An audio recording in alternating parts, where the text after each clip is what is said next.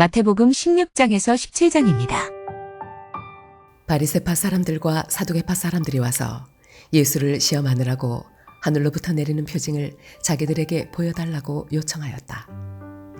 예수께서 그들에게 말씀하셨다. 너희는 저녁 때에는 하늘이 붉은 것을 보니 내일은 날씨가 맑겠구나 하고, 아침에는 하늘이 붉고 흐린 것을 보니 오늘은 날씨가 굳겠구나 한다. 너희는 하늘의 징조는 분별할 줄 알면서 시대의 징조들은 분별하지 못하느냐. 악하고 음란한 세대가 표징을 요구하지만 이 세대는 요나의 표징밖에는 아무 표징도 받지 못할 것이다. 그리고 나서 예수께서는 그들을 남겨두고 떠나가셨다. 제자들이 건너편에 이르렀는데 그들은 빵을 가져오는 것을 잊었다. 예수께서 그들에게 말씀하셨다. 너희는 바리새파 사람들과 사두개파 사람들의 누룩을 주의하고 경계하여라. 그들은 서로 수군거리며 말하였다. 우리가 빵을 가져오지 않았구나. 예수께서 이것을 아시고 말씀하셨다. 믿음이 적은 사람들아, 어찌하여 너희는 빵이 없다는 것을 두고 서로 수군거리느냐. 너희는 아직도 깨닫지 못하느냐. 5,000명이 먹은 그 빵 5개를 기억하지 못하느냐. 부스러기를 몇 광줄이나 거두었더냐. 또한 4,000명이 먹은 그 빵 7개를 기억하지 못하느냐. 부스러기를 몇 광줄이나 거두었더냐. 내가 빵을 두고 너희에게 말한 것이 아님을 너희는 어찌하여 깨닫지 못하느냐. 바리새파 사람들과 사두개파 사람들의 누룩을 경계하여라.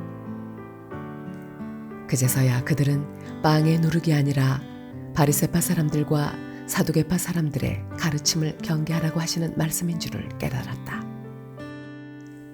예수께서 빌립보의 가이사랴 지방에 이르러서 제자들에게 물으셨다. 사람들이 인자를 누구라고 하느냐? 제자들이 대답하였다. 세례자 요한이라고 하는 사람들도 있고 엘리야라고 하는 사람들도 있고 예레미야나 예언자들 가운데 한 분이라고 하는 사람들도 있습니다. 예수께서 그들에게 물으셨다. 그러면 너희는 나를 누구라고 하느냐? 시몬 베드로가 대답하였다. 선생님은 살아계신 하나님의 아들 그리스도십니다. 예수께서 그에게 말씀하셨다. 시몬 바요나야, 너는 복이 있다. 너에게 이것을 알려주신 분은 사람이 아니라 하늘에 계신 나의 아버지시다. 나도 너에게 말한다. 너는 베드로다. 나는 이 반석 위에다가 내 교회를 세우겠다. 죽음의 문들이 그것을 이기지 못할 것이다. 내가 너에게 하늘나라의 열쇠를 주겠다. 내가 무엇이든지 땅에서 매면 하늘에서도 매일 것이요 땅에서 풀면 하늘에서도 풀릴 것이다. 그때 예수께서 제자들에게 엄명하시기를 자기가 그리스도라는 것을 아무에게도 말하지 말라고 하셨다. 그때부터 예수께서는 자기가 반드시 예루살렘에 올라가야 하며 장로들과 대제사장들과 율법학자들에게 많은 고난을 받고 죽임을 당해야 하며 사흘째 되는 날에 살아나야 한다는 것을 제자들에게 밝히기 시작하셨다. 이에 베드로가 예수를 따로 붙들고 주님, 안 됩니다.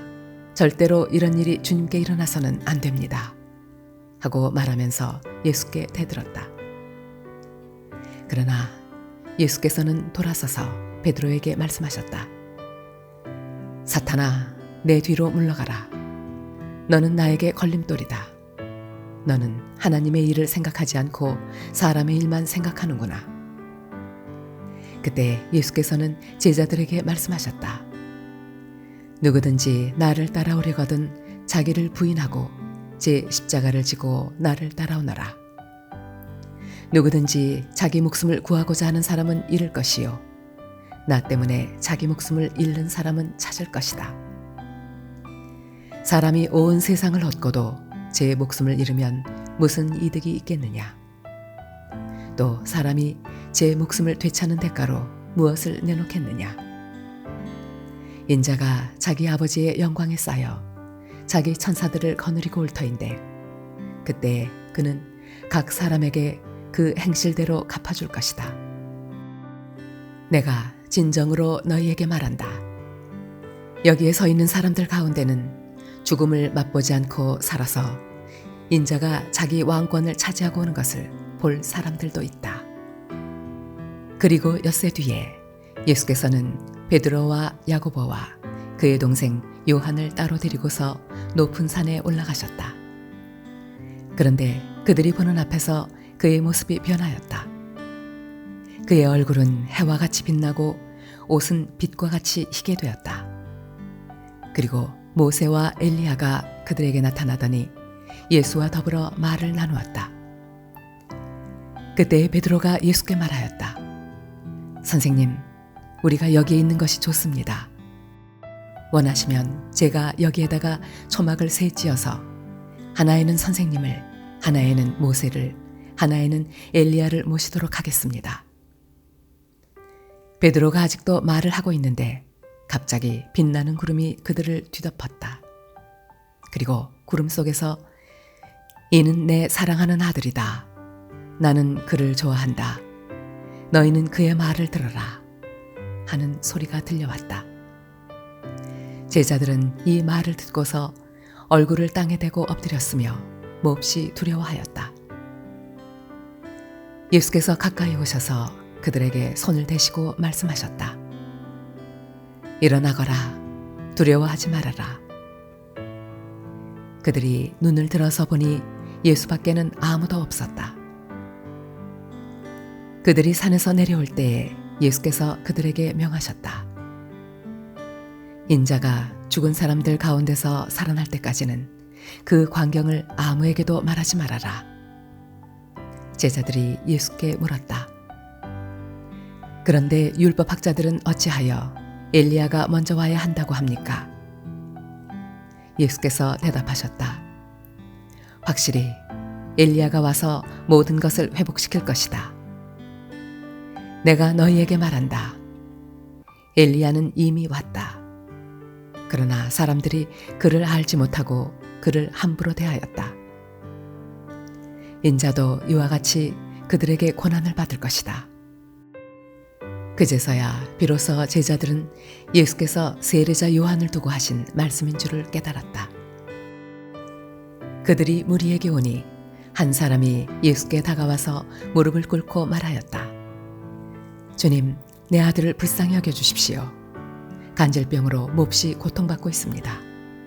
자주 불 속에 빠지기도 하고 물 속에 빠지기도 합니다.